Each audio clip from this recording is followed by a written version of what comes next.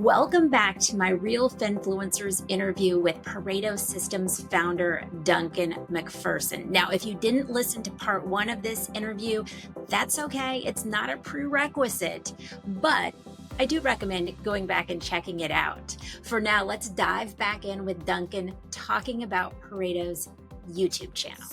You have something in the neighborhood of almost 1,500 subscribers. And you talked about being in the mindset of putting out quality content with no expectation. It's always fun to jump into the oldest mode on someone's YouTube channel. And you have been at this. This is the very first video you posted on YouTube, Duncan, 11 years ago. How does that feel?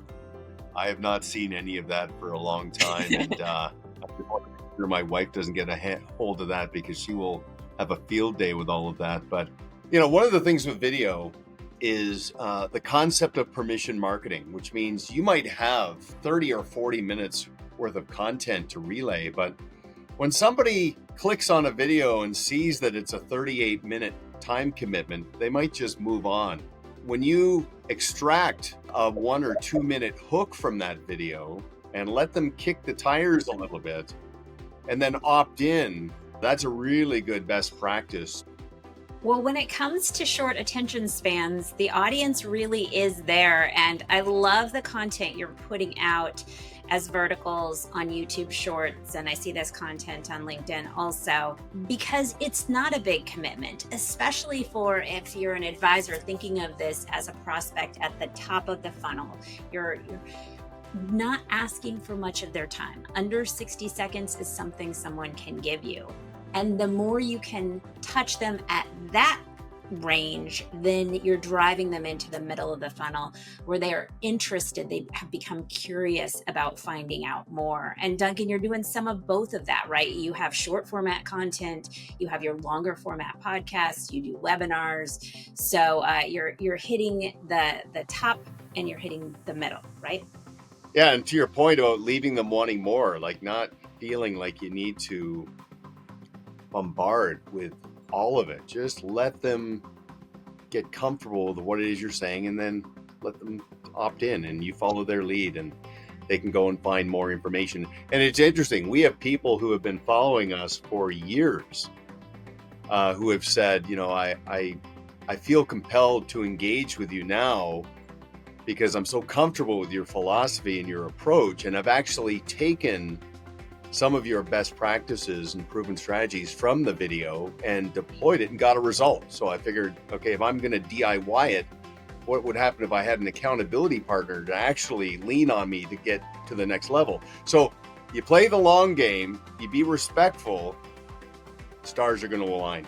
That's so important for advisors who are worried about educating too much. Do I give too much information away? What you just said, Duncan, is incredibly valuable because there really isn't too much anymore. Eventually, the right fit prospects do realize, hey, this isn't something I want to DIY. This isn't something I want to do on my own. Duncan, I want you to imagine for a moment. We're back in 2014 and you make the opposite decision with video that you made. Instead of going all in, you decide, I'm not going to record any videos for Pareto Systems, for my profiles. How different does your business look? I think embracing video, among other things, helped me achieve plateau avoidance. And by that, I mean, it forced me to keep working on myself and on my business, having conversations, interactions with people, doing the research, being uncomfortable with being in front of a camera, with or without a teleprompter, trying to convey a message and then looking at that after it's been laid down and just going, oh my gosh, like the cringe level is sky high. If I have any hope of achieving self-actualization, right? The best version of myself, I've got to break out of the status quo. video played a role in that. It's kind of mind-blowing to hear you say that anything you've ever done is cringeworthy, because I watch your content and think, wow, Duncan is so smooth. Duncan really knows what he's doing. He's so comfortable on camera. And I think that is a really valuable message for advisors out there, because it can hold you back, that fear of this video not being great enough, and you just simply can't get better without doing it over and over and over. If I could say one thing to tip somebody over about video who's maybe on the fence, embrace this simple notion. Done is better than perfect. Just get it done and just buy into the concept of incrementalism.